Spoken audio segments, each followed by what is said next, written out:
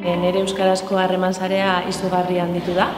Jende pila bat ezagutu dut, harreman berri asko egin ditut. Eta nire taldearekin lagunak lortu ditut, familia lortu dut. Bueno, mintzalaguna entzuten dudanean bi alor, ez? Banatzen ditut alde batetik nire bizipenak taldean, mintzalagun taldean, orain dela 10 urte hasi nintzen, ostiralero talde batekin elkartzen, harreman polita sortu dira, eta hor lagunak ezagutu ditut. Hasteko konfiantza euskaraz egiteko, eta beldur hori kendu egin dut. Saiatzen ez euskaraz egiten, eta mintzalagunekin eta mintzalagun taldeekin sare hori nolabait zabaldu da, zabaldu zait nirentzat. Eta alde positibo bat ere eman dit, ez ninator euskaltegi mundutik, euskara irakaslean naiz.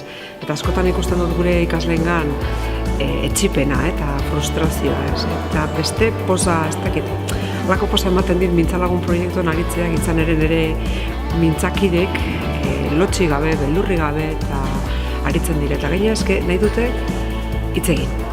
Hitz egin inolako presiori gabe, zuzentasunari erreparatu gabe. Eta horrek ere ematen din nolabaiteko postasuna, ez da dena akademikoa, ez da dena ikasi titulo bat ateratzeko.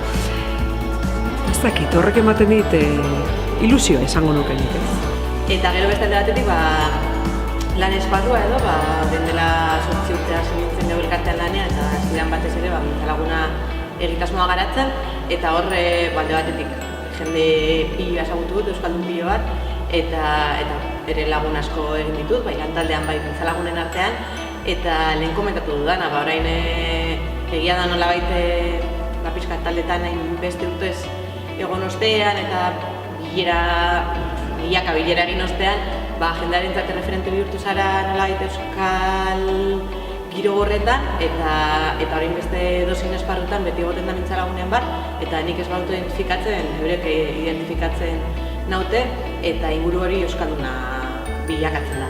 Eta hori niretzat adibidez oso polita izan da, batez ere euskaraz egiteko aukera kaskoa ditu ezkindako.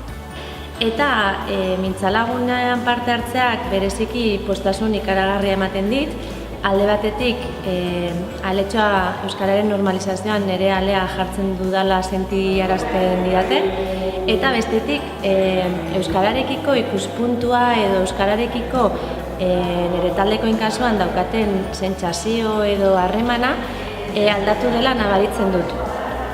Harreman edo sentimendu txarrak izatetik, taldean sortu den giro politari esker, eta realitate ezberdin bat ezagutzeko aukera eskaintzarekin, harreman hori euskararekiko harremana aldatu dela esango nuke. Gazteiz euskalduna ezagutu dut ere.